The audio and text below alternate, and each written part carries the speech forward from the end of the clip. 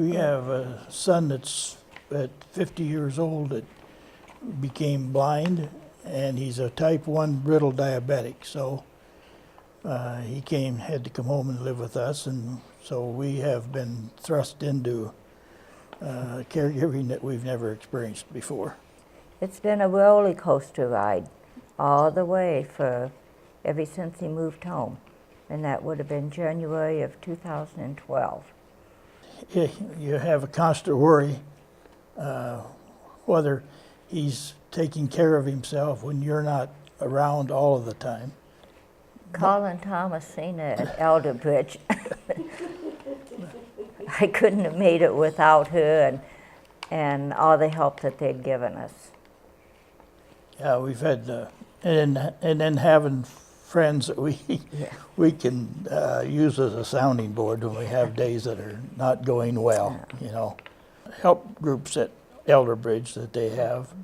And then there's another vision impaired group here in Spencer that we've attended several meetings with them. The help that we got from Elderbridge was fantastic because of the fact that at the same time Tony was applying for his disability, and it took us 5.5 years till we finally got that through. Never having been through any of this, we didn't have a clue where to start, and we spent hours and hours on the phone and talking to people and running. And the normal person, if they haven't walked in those shoes, don't have a clue what it's all about. And you can read all the books you want and have the book smart, but when it comes to the practicality, there's a lot more involved than what the normal person realizes.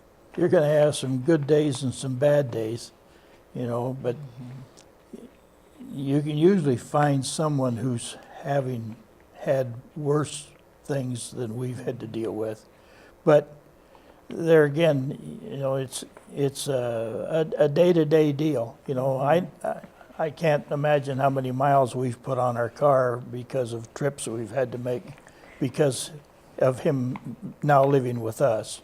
You don't see it coming. It's just one phone call and we're right back at it again. Well, it's tough when you're in this situation of taking care of somebody, that it's tough to take care of yourself.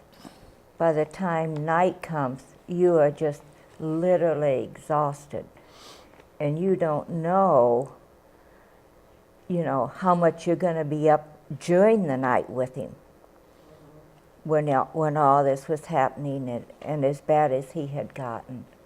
There's lots of people out there that go through this, lots of them, and they don't ask for help, and I don't know how they make it if they don't have their faith and get help.